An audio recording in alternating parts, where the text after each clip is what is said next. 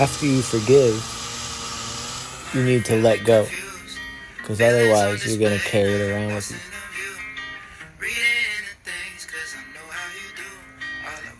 That which pervades the entire body, know it to be indestructible. No one can cause the destruction of the imperishable soul. Only the material body is perishable. The embodied soul within is indestructible, immeasurable, and eternal. Therefore, fight. The soul is neither born, nor does it ever die, nor having once existed does it ever cease to be. The soul is without birth, eternal, immortal, and ageless. It is not destroyed when the body is destroyed. As a person sheds worn-out garments and wears new ones, likewise, at the time of death, the soul casts off its worn-out body and enters a new one.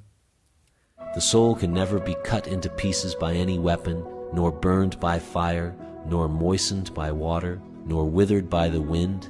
This individual soul is unbreakable and insoluble, and can be neither burned nor dried. He is everlasting, present everywhere, unchangeable, immovable, and eternally the same.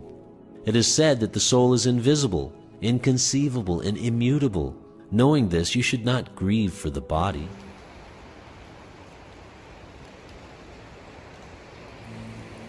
I have a bad habit of creating stress for myself and then looking for a vice to help me escape or distract myself from the stress that I created. All these voices of like, you can't function without weed are yelling at me right now, being like, life is going to be terrible. You can't do it. You got to fucking get more weed. Like, until I run out of weed, especially up until I'm about to run out of weed, and I'm like, oh no, where'd it go? I can pretend that everything is cool, and I can tell myself that I'm going to stop smoking weed. And then what happens is I don't stop smoking weed. I keep smoking weed, and then I run out of weed, and then I got to buy more weed. And I tell myself I'm not going to buy more weed, and then I fucking drop my keys at the gym, and I flip out. And then I'm like, I got to buy more weed these nights. As I listened to that, I thought to myself, you also have a bad habit of trying to be perfect and then always creating negative emotions based on the decision to focus on your imperfections. With that breath where you inhale twice and then you exhale out your mouth and you release stress, this is with all breath. This is like a metaphor for the pause in between the breaths is like just as important as the breath. So like you taking that first inhale and you stop, relax, like take your time. Don't like, what I've been doing is I'll inhale twice thinking that I'm stressed out, and I'll be like, and I'm like, nah, I'm still stressed out. So, like inhale and then pause and then relax and smile, then inhale again, expand, relax more, pause, smile, exhale out your mouth, relax your forehead, relax your eyes and your jaw, then just count your breath.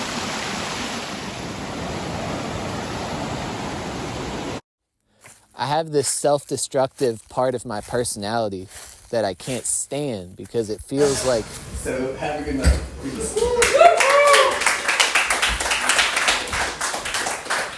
Henry Fraser and Dog. Let him hear it, y'all.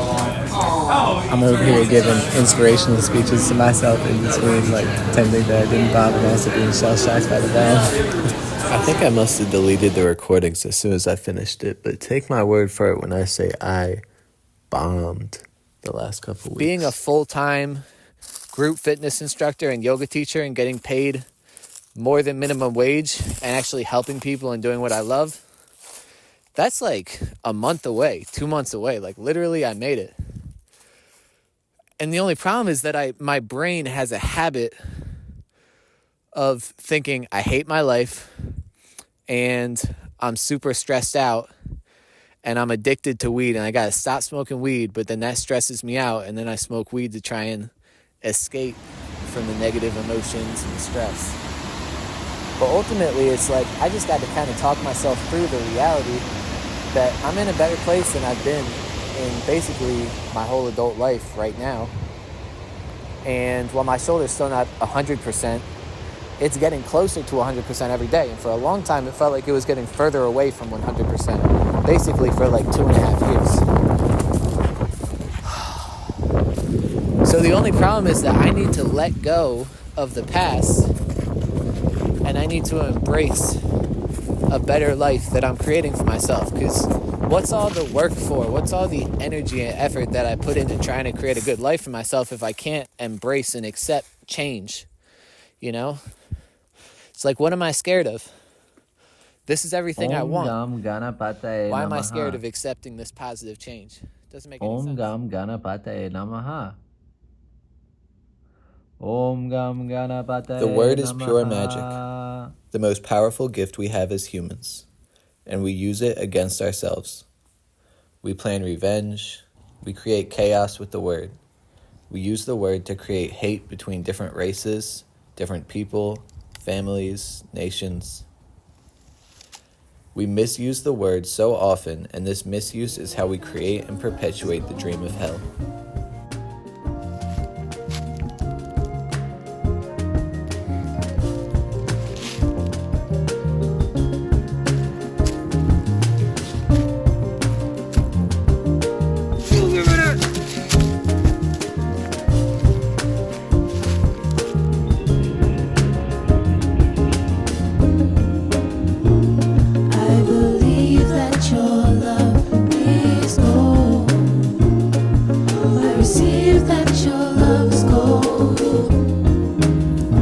Inhale for 4 seconds, exhale for 5.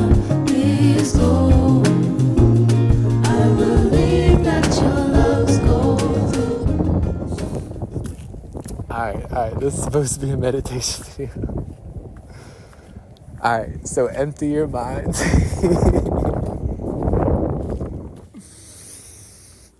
Listen, if we're being honest, I opened up the set with a story about how a girl made me feel insecure while I was stretching doing yoga before my set, but I didn't do it right and it bombed horribly and I just can't put it in the video. How dare you make me feel insecure before I get on stage? I am very confident and I love myself completely, but in reality it's all a facade. I'm a peaceful yoga teacher, and I'm fully enlightened and at one with all of the universe until I run out of weed. And then I'm like, I'm not smoking weed anymore. I'm gonna get my life together. And then like a day or two goes by and I try to put a spoon from the sink into the dishwasher and I drop it and it goes up in the rack. And it's like SpongeBob, so it blows up. And I'm like, so I keep smoking weed. The first half of this page is about bombing because the last 3 weeks I was like, not again. Bombing is funny as far as like pretending not to care. It's like, obviously this isn't an accident. I drove here, I have a notebook. Trying to be mindful. I'm like, terrible. This feels terrible. I think it'd be funny if you talk to somebody that's been off the grid for like 40 years and you started talking about boxing and they were like, oh man, I grew up watching Mike Tyson. That dude was amazing. It was like some of my best childhood memories. Like, is he still alive or something? And you're like, he's a spiritual guru for all of humanity. It's crazy. He makes blunt wraps made with like toad cum or something like that. I don't know how it works, science exactly, but this is the conversation. Henry, I wrote some good jokes today. Parents, oh yeah, let me see. Henry, nah. Not at all.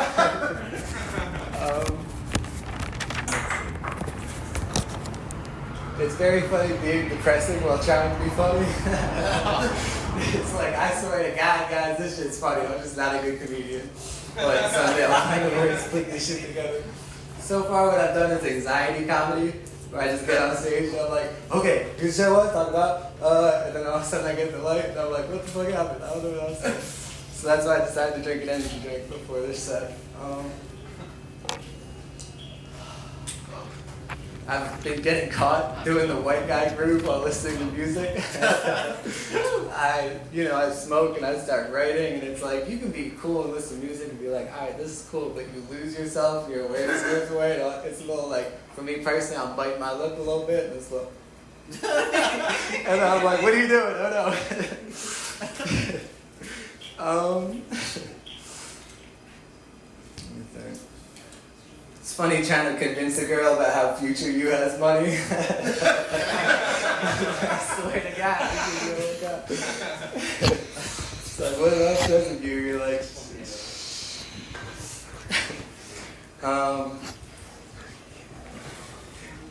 trying to not think about billionaires and sex cults by saying Om Shanti.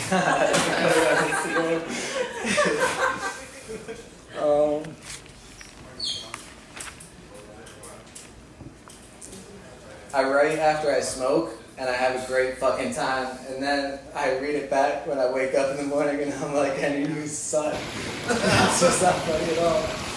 I really attack. I was walking in the woods, all of a sudden, I started hearing like a bunch of shit that sounded too loud. It was like, it got dark, and I'm like, Brad, do I have to growl at these shits in case the predator will let me know I'm in business? I love you.